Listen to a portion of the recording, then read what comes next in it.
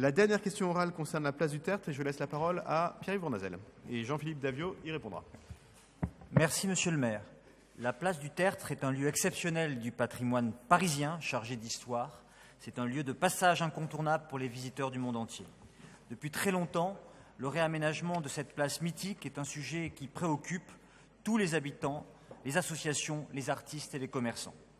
Je suis déjà intervenu au Conseil d'arrondissement et au Conseil de Paris pour vous alerter et relayer les légitimes inquiétudes. L'ensemble des parties prenantes expriment toujours la même demande, que ce projet fasse l'objet de larges discussions et de décisions co-construites qui vont dans le sens de l'intérêt général. Des réunions publiques ont certes eu lieu, mais votre conception de la concertation est remise en cause par des artistes et des riverains. Selon eux, ces réunions n'ont eu pour objet que de leur signifier que le projet allait être effectué avec ou sans eux, même si la mairie et les commerçants étaient prêts à consentir à quelques compromis. Les riverains, les artistes, les associations ont eu l'impression d'assister à des réunions d'information et non de concertation, car ils n'ont été que peu consultés en amont dans toutes les décisions. D'autres habitants du quartier disent ne pas avoir été du tout informés des réunions.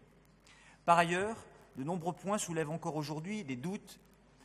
L'aménagement d'un accès PMR sur le côté rue Norvin de la place, par exemple, alors que cet accès déboucherait directement sur un bloc de contre-terrasse clôturé et fixé au sol entre les mois d'avril et de novembre. La non-conformité au règlement municipal de l'absence de passage pour la circulation du public entre les terrasses pour des raisons de sécurité ou encore le nivelage des pavés de la place qui ferait perdre le charme et l'authenticité de cette place mythique.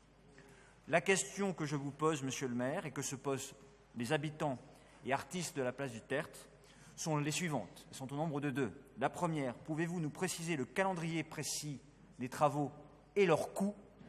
Enfin, pouvez-vous nous confirmer que, comme annoncé lors des réunions publiques et conseils d'arrondissement, le projet a effectivement été l'objet d'un consensus avec l'ensemble des parties prenantes, justifiant ainsi le début des travaux et qu'aucune partie prenante n'ait été délaissée? Bien. Alors, nous revenons donc à notre sujet de la place du Tertre. C'est bien parce que c'était une sorte de feuilleton comme ça, et grâce à vous, le feuilleton continue. Écoutez, plusieurs éléments de réponse.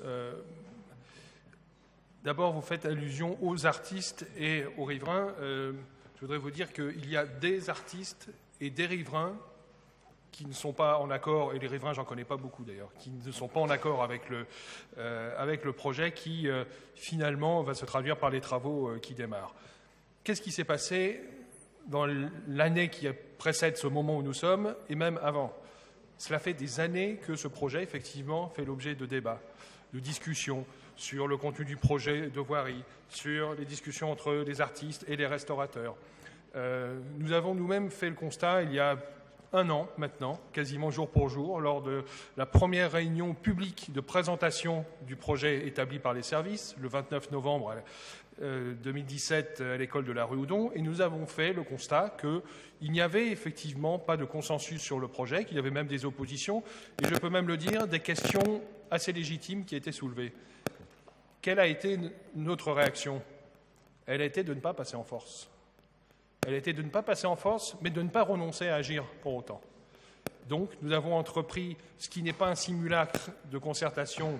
Je voudrais vraiment rectifier ce qui vous est remonté peut-être un peu par erreur ou une interprétation pas tout à fait adaptée de ce qui s'est passé. Il n'y a pas eu de simulacre de concertation. Il y a eu de véritables concertations dans des périmètres extrêmement variés, en réunion publique, avec les restaurateurs, avec les artistes, réunions communes, restaurateurs et artistes pour essayer d'aboutir à un accord entre eux, qui avait été obtenu d'ailleurs. Et puis après, la suite de réflexion post-réunion, manifestement, l'accord a été rompu.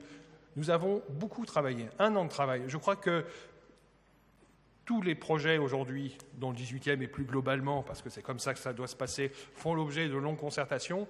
Je pense que celui-ci a fait l'objet de concertations vraiment très assidue, soignée, respectueuse et avec la volonté d'aboutir à un point d'équilibre qui soit le plus satisfaisant entre toutes les parties.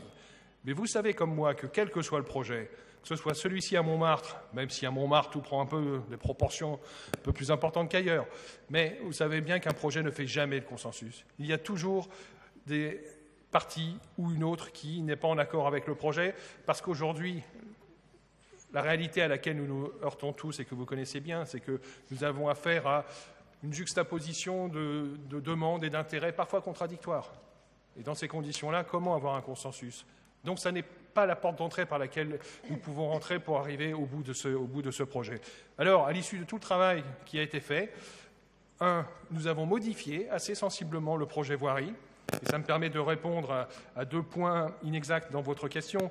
C'est que, il y a certes un accès PMR au nord qui pourrait être bouché dans les mois d'occupation par les terrasses, effectivement, et c'est bien la raison pour laquelle, sensible à cette réflexion qui nous avait été faite lors d'une réunion publique, d'où son intérêt, ce point avait été soulevé, et nous avons donc prévu un 2e accès PMR au sud, voilà, qui va permettre effectivement d'accéder par l'arrière du plateau aux artistes qui sont présents et toutes les personnes PMR pourront donc accéder, quelle que soit la période de l'année, à ce plateau. Par ailleurs, le projet initial qui prévoyait en effet le rehaussement de la chaussée tout autour du plateau afin de permettre un accès égal partout au PMR, nous avons bien vu les inquiétudes que cela soulevait quant à l'identité ou l'atteinte à l'identité historique de cette place, et il a donc été décidé de ne pas procéder ainsi. Et c'est bien la raison pour laquelle ce sont des accès spécifiques nord et sud PMR qui ont été faits. Au final, ce que je peux vous dire, c'est que je crois que nous avons tenu compte du maximum des demandes qui avaient été faites sur ces travaux de voirie. Nous avons essayé aussi d'amener certains artistes qui avaient des demandes, peut-être plus fortes que d'autres, d'une répartition différente de l'espace sur le plateau, donc entre ces artistes et les restaurateurs. Nous avons essayé d'être facilitateurs pour un accord entre eux. Cela a partiellement abouti, peut-être pas autant que certains artistes l'auraient voulu, mais cela a partiellement abouti parce que, je le rappelle quand même, les restaurateurs ont consenti un retrait de leur terrasse au sud de 2 mètres. 2 mètres, ça fait un certain nombre de couverts, hein. Cela a des conséquences économiques pour les restaurateurs. Mais ils avaient compris aussi qu'il était l'intérêt de tout le monde de faire un effort, et ils l'ont fait. Et donc, considérant qu'au bout d'un moment, nous étions arrivés aussi loin que nous pouvions arriver, et que, je le redis, nous n'avions pas renoncé à agir, parce que ça aurait été la solution de facilité, de dire on touche à rien, mais ce n'est pas comme ça qu'on fait. Et donc, nous avons considéré que le moment était venu, y compris parce que les travaux devaient être engagés impérativement pendant la durée hivernale, pour ne pas gêner l'exploitation des terrasses de restaurants et pour ne pas gêner non plus le travail des artistes. Il fallait donc pouvoir engager sans délai les travaux, et pour répondre à votre question du calendrier, qui commenceront dans la partie la plus active après les fêtes, pour ne pas gêner là aussi toute l'activité qui pourrait avoir lieu pendant la période des fêtes autour de la place du Tertre, pour s'achever à la fin du mois de mars. Voilà, donc moi je pense qu'on peut avancer là, et je pense que l'ensemble des élus que nous sommes pourraient soutenir le projet tel qu'il se déploie maintenant, parce que je ne suis pas sûr qu'on aurait pu aboutir à un autre projet que celui-là, et qu'en tout état de cause, la concertation nécessaire a été faite. Merci à Jean-Philippe Davio pour cette réponse, puisqu'il a notamment au courant du mois de juillet beaucoup facilité les choses et permis qu'un certain nombre de dialogues se nouent sur cette question de la place du Tertre. Mais je veux aussi remercier Flavio Gabellotto qui travaille avec les commerçants depuis plusieurs années sur ce projet, dont je rappelle qu'il a commencé par le fait que les commerçants ont accepté d'investir pour améliorer, notamment sur le plan esthétique, l'aspect de leur terrasse. C'est de là qu'on part. On part d'une nécessité de faire des travaux de voirie, et on part d'un engagement pris notamment par les commerçants d'améliorer l'aspect visuel de leur terrasse. Et ce long travail qui les a amenés à investir à juste raison un certain nombre de leurs moyens aboutit aujourd'hui à ce que non seulement leurs terrasses seront plus belles, si je puis dire, mais qu'ils aient accepté une réduction plus importante encore que celle qui était initialement prévue de l'espace qu'ils occupent sur la place du Tertre. Et sur cette question, c'est un peu comme sur d'autres questions, hein. Il faut partir de la réalité. C'est pas nous, ici, qui avons décidé qu'il y aurait des terrasses sur la place du Tertre. Elles sont là. Ça crée des obligations à la ville, aux commerçants, mais aussi à la ville. Et nous avons œuvré pour que la situation soit améliorée, pour laisser plus de place aux artistes, pas toute la place. C'est pas moi qui ai décidé qu'il y aurait des terrasses place du Tertre, hein, elles y sont. Moi, j'ai décidé de ne pas mettre en difficulté trop importante les emplois et les entreprises de la place du Tertre. Mais c'est pas moi qui ai décidé qu'il y ait des terrasses, elles y sont. C'était peut-être bien quand il n'y en avait pas. Mais aujourd'hui, elles sont là depuis plus de 30 ans. Donc ça crée des obligations, et notamment à la ville. Mais nous avons voulu rééquilibrer les choses. Est-ce qu'on aurait pu aller encore plus loin? Je ne sais pas. Mais ce qui est sûr, c'est qu'on personne, je crois, n'imagine qu'on atteigne 100% de la solution qui est souhaitée par un certain nombre d'artistes, c'est-à-dire la suppression totale des terrasses. Et au contraire, je pense que les pas que nous faisons sont importants. Et donc je veux vraiment remercier Jean-Philippe, mais Afaf, Karine, Gilles Méned et Félix Bepo qui ont porté ce sujet qui dure depuis plusieurs années. Et puis à un moment, il faut décider, il faut faire. Je ne sais pas si le consensus est possible en général. Je ne sais pas si le consensus est possible sur la butte Montmartre en particulier. Mais je sais que le projet tel qu'il est aujourd'hui, il est gagnant pour la voirie, puisque nous aurons une voirie qui sera mieux adaptée. Il est gagnant pour les arbres, qui seront mieux protégés. Il est gagnant pour l'accessibilité aux personnes handicapées. Je rappelle qu'un budget participatif avait été voté en la matière. Il est gagnant pour les artistes qui récupèrent plus d'espace comme les piétons. Et je crois qu'il est gagnant aussi, même si eux ne le pensent pas, pour les commerçants, parce que l'aspect plus qualitatif de leur proposition va sans doute amener plus de clients ou une clientèle un peu différente. Et l'engagement qui est le nôtre ici autour de la table, pour l'évolution plus générale du Haut-Montmartre et de la place du Tertre, qui est un peu cette idée qu'il faut que cet espace appartienne bien sûr aux touristes, mais soit réinvesti aussi par les Parisiens.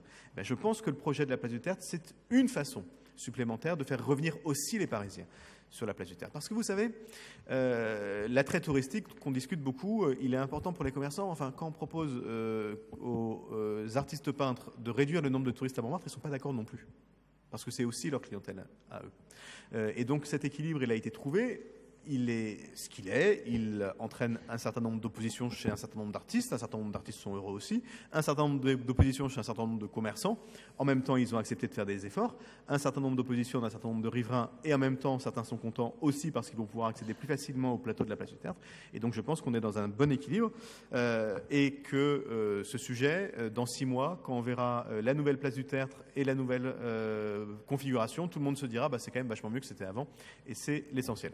Merci beaucoup à Jean-Philippe. Pierre-Yves Bournazel. Merci très rapidement. Pour vous dire que, de manière générale, moi je suis pour la paix des ménages et l'harmonie, donc je suis pour que les commerçants, les artistes et les riverains vivent bien ensemble à la place du Tertre, et je souhaite faciliter bien sûr les choses.